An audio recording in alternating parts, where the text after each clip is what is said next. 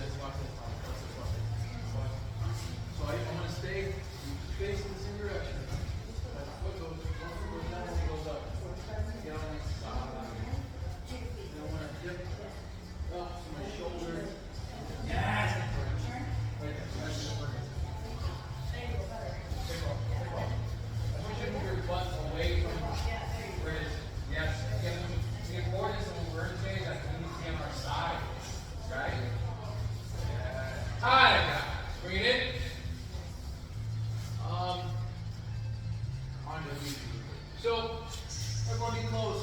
So, we're going to start working on what's called the punch block series. The most important thing we think about, like self-defense in a situation, is I need to make sure I can impact his posture. Otherwise, he's going to punch me in the face. Alright? So, if you see UFC, like we do this in jiu-jitsu all the time, this close guard, it's great. But in a fight, in an MMA fight, he has gravity on his side. So I need to be able to influence his posture. A lot of times we're like grabbing up here, or trying to grab with the head and pull down. It's not effective. Okay, it's not efficient. My core is not optimized. Okay? But what I want you to think about for breaking the posture, I want you to try to use your knees to your chest to bring them closer to you. Okay?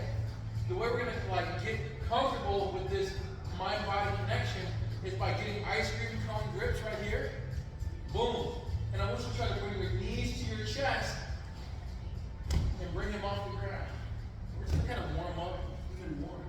Just like this. If you can do this, you can break your posture. And then when you're done, do like 10 reps. And I want you to go inside. Boom.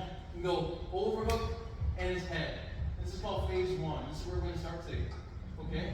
So try to get your training partner off of their base. If you use an airborne like that, or they'll off their base, you can really control them. Okay? So 10 reps back and forth, and we'll move on. Go 1, 2, 3.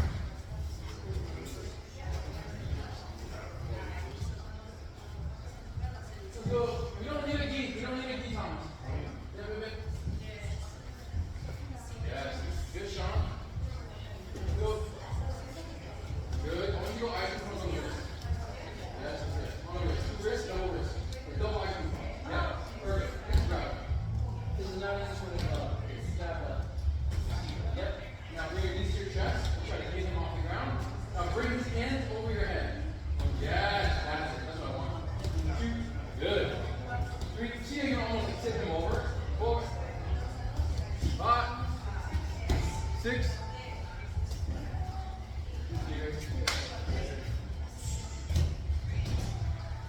Good, good, good. Get sand switch.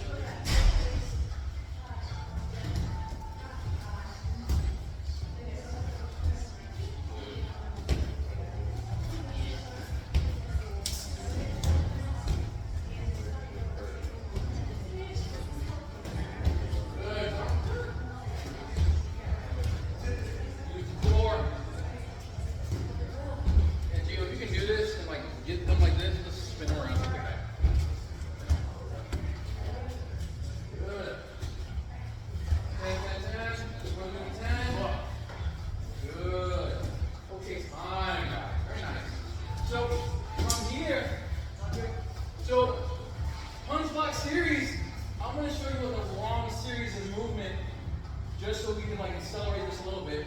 But more than anything, I want to make sure I'm able to get to my side. So if he starts throwing haymakers at me, like big looping haymakers, so if we're on the street, this is like what people know how to do. You don't have to teach them how to do it. Right? So if those big looping haymakers at me, this is where it's going to come from. If I just stay here, and just take that, I'm going to take damage even if I cover myself. Okay? So what I need to do is help myself by, if he starts to open up a haymaker, I need to get to my side. See how I open my guard, get to my side, and I'm going to comb my hair. So I can absorb what's going to hit me down. Pull, I can absorb it a little bit more because I'm not just facing him, I'm on my side, even a little bit more. He hits me again on this side, I'm on the side, I'm on the side, I'm on the side. Now, when I'm blocking punches, turn this a little bit, I'm inside. I have inside position already. So I can overhook. That's like a cutting elbow, overhook, and I have his head. Now he tries to posture up. He's trying to punch me again. Try to posture up. So now I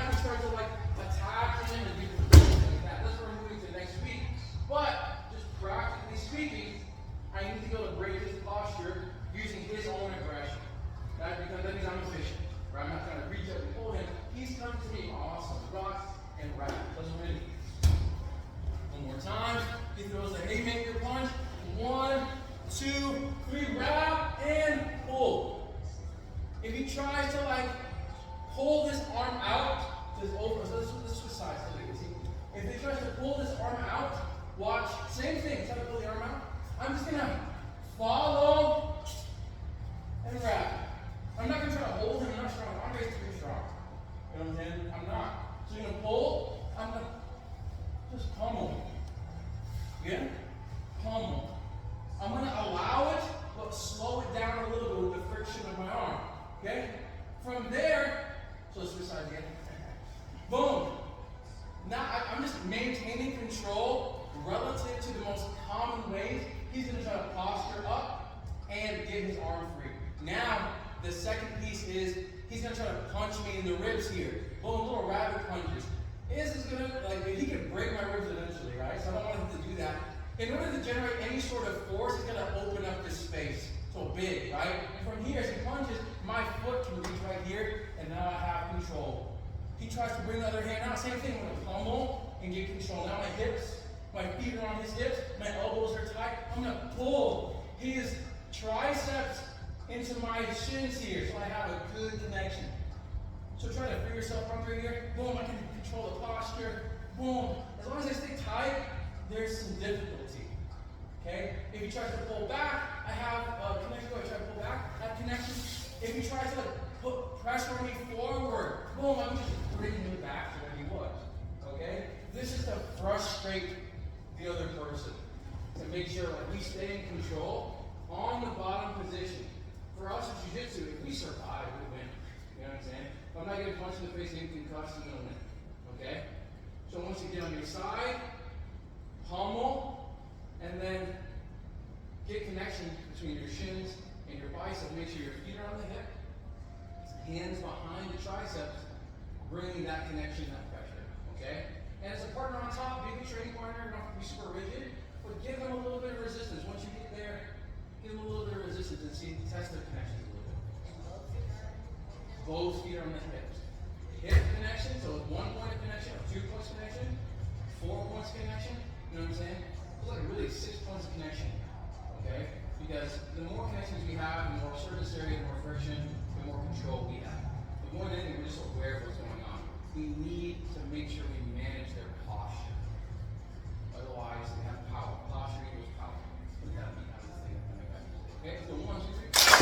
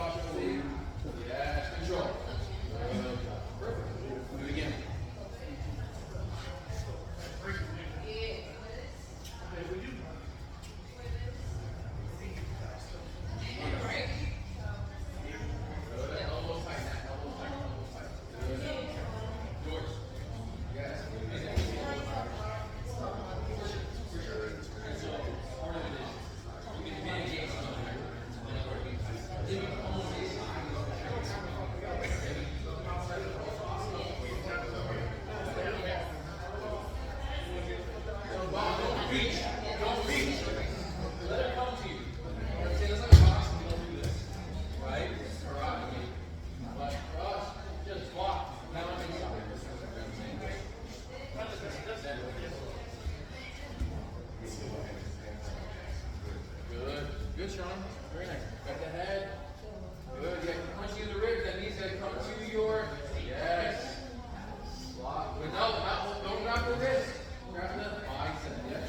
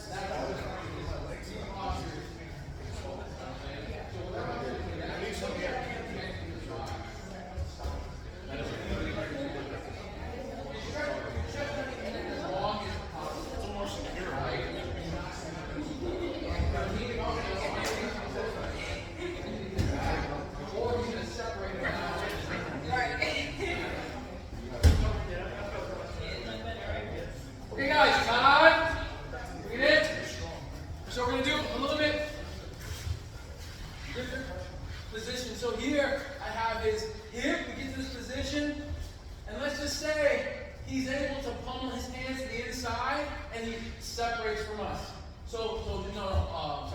Just pull back. Boom. Now we're here. This is not great, but he still has my first line of defense, my feet, and my second line of defense, my knees to get past. So if he tries to punch me here, I can just lift up my hips. I'm managing this space. That's number one. I can manage the distance. If for some reason he's trying to punch me here, if he tries, I can still be very protected. The only recourse, so if he gets super aggressive here forward, I can try to bring him back into my guard. Same thing. I'm just gonna you're gonna feel his energy because your feet are on his hips. Right? If he's pushing on you, that means his force is coming this way, so bring him right back. Okay? Careful, just don't headbutt each other in the mouth. Okay? But just be careful, but feel that. That's option one. Bring him back after the separation. These hips have come off the ground. If I'm staying down here, comes close here, now I'm in his range right here. If my hips come up here, boom, I can see that he's moving. You know what I'm saying? So just know that. It helps me manage this. Now, what if he gets frustrated, right? He gets here, I put my feet up, he's like, I'm going to stand up now. You know what I'm saying? Now I'm here.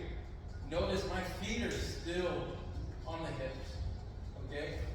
If he tries, to move around my legs, I can hook. Again, go back. If he tries to move away without grabbing the fabric, right?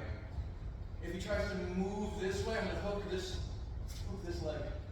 If he tries to move the other way, I'm going to hook this leg. Try to move, and I can just track here. You know what I'm saying? Because the other way you can track here. I want you to get your your upper back off the ground. Because if I'm flat, go ahead and move.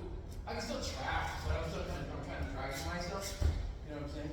So I'm here, crunching the head posture, and I can move. Okay? If he tries to punch me here, I can keep him behind my feet. I can kick him in the face. Okay? Don't ever forget that. Okay? And when he's kind of tired trying to get around me because I have these hooks going on, I can start to connect. Watch out, he's going that way. And I can start to push, tripod, and then we can start to attack. Okay? But I want you to number one is maintain that distance. You're thinking about, this connection. I don't really care about how you get connections. I need you to keep them behind your feet. Because that's the only thing that matters. Lessen the cognitive load of this technique or that technique. Keep them behind your feet. If you manage the distance, you can manage the fight. Okay? So again, here's the sequence. He separates. Boom. He tries to come forward. My hips come up. My hands are up. He stands up. He tries to move a particular way. So I'm going to hook. If he moves this way, I'm going to hook this way. Hands are up. Boom. If he hooks the other way, boom. If he tries to come forward here, my feet are. If he starts to posture back, or bring his hip forward. So a lot of times this is going to happen. I'm going to try to do that now. I can bring my hand, hook, push off the hip, pull with the hand. And then I'm going to, just like our technical legato, boom, I can use this to pass. Okay? And so, again, when he starts to, his posture is going to change. This is a aggressive orientation here. I'm trying to make some space. This is where I'm going to try to sweep it. Okay? But again, I just want you to perceive the distance from here to here. Because when that changes, your options going to change. Okay? Let's give it a try. So 1, 2, 3.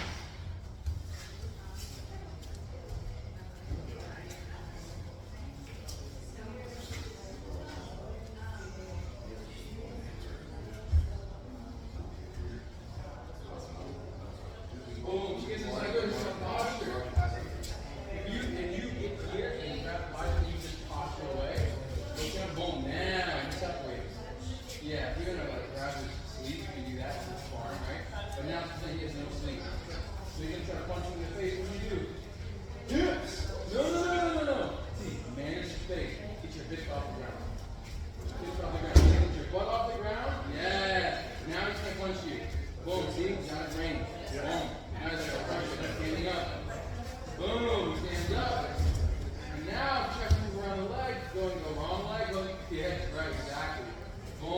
Go inside up, inside up. Yes, inside up, inside up.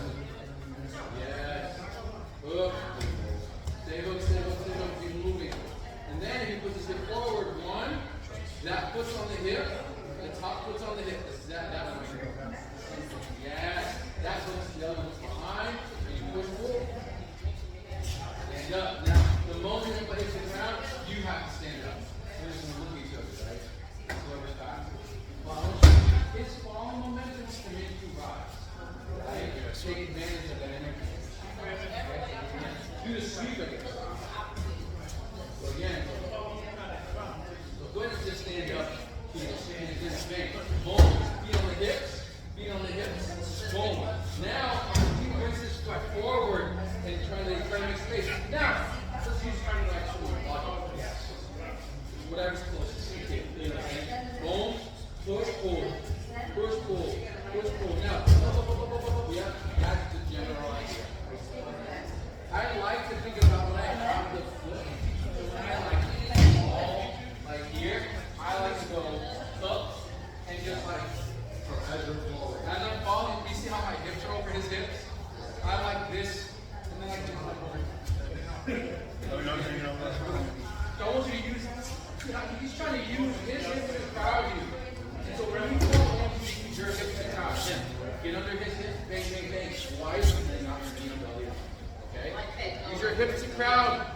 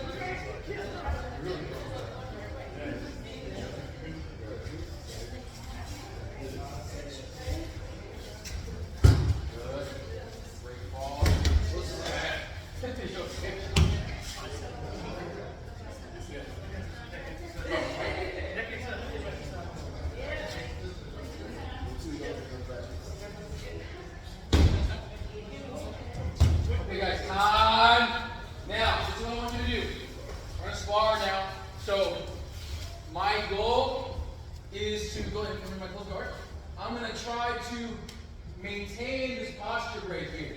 Okay?